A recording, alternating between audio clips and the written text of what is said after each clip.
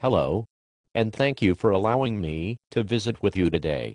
It's not often that I get to spend time in the company of the lovely Queen of New England.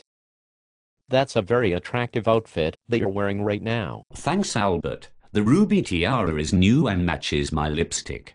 You like?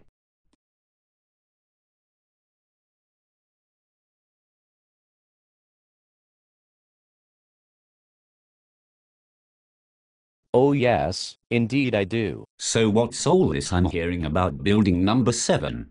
Building number 7 was a 47-story skyscraper and it was part of the World Trade Center complex. It would have been the tallest high-rise in 33 states, but it unexpectedly collapsed at 5:20 p.m. on September 11, 2001. I watched both of the towers go down, and it shocked me right down to my ruby slippers. But I did not hear about building number 7 until now. It is important to remember that building number 7 was not hit by an airplane. It suffered minimal damage as compared to the other buildings that were much closer to the Twin Towers. A huge 47-story building fell down in the middle of New York City. And you telling me that nobody mentioned it? Yes. World Trade Center Building number 7 exhibited all of the characteristics of a classic controlled demolition with explosives. So, dear, what, pray tell, are the characteristics of a classic controlled demolition? The onset of the collapse was rapid. I saw that on the TV. It was horrible. No time for the people to escape. There were sounds of huge explosions at the ground floor, a second or two before the building's complete and total destruction. I heard that there were explosions in the sub-basement of the tower before the plane hit. Is this true? Yes, there are witnesses.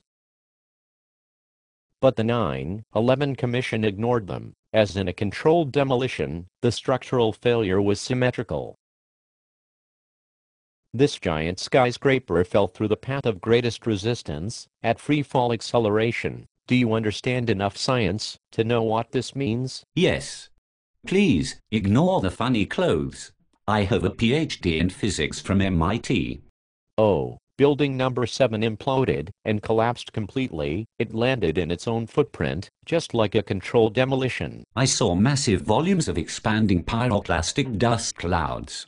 And now controlled demolition experts have confirmed that this is how building number 7 came down. There is evidence that the media, the New York Police Department, and the Fire Department of New York knew about the collapse of building number 7 before it happened. Oh dear. In the aftermath of World Trade Center building number 7's destruction, strong evidence of demolition using incendiary devices was discovered. Oh dear. Indeed. FEMA found rapid oxidation and intergranular melting on structural steel samples, and several tons of molten metal were reported by numerous highly qualified witnesses. Here is the biggest piece of evidence: the chemical signature of thermite, which is a high-tech incendiary, has been found in solidified molten metal and in dust samples. This is frightening news to me, but I cannot argue with the science.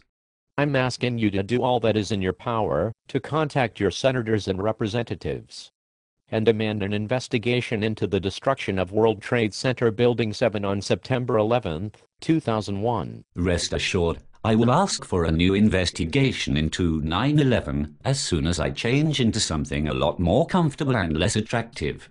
And stash the ruby tiara, of course, as my Republican congressperson might not understand. If you want more information, check out Architects and Engineers for 9/11truth.org. Based on what you say, my dear friend Albert, I am deeply concerned that the report issued by the National Institute of Standards and Technology failed to address the evidence and explain to us how and why Building 7 collapsed as it did. Please tell everybody to look into the truth of 9/11 and examine all of the evidence. This is important if we are to keep our democracy safe and healthy.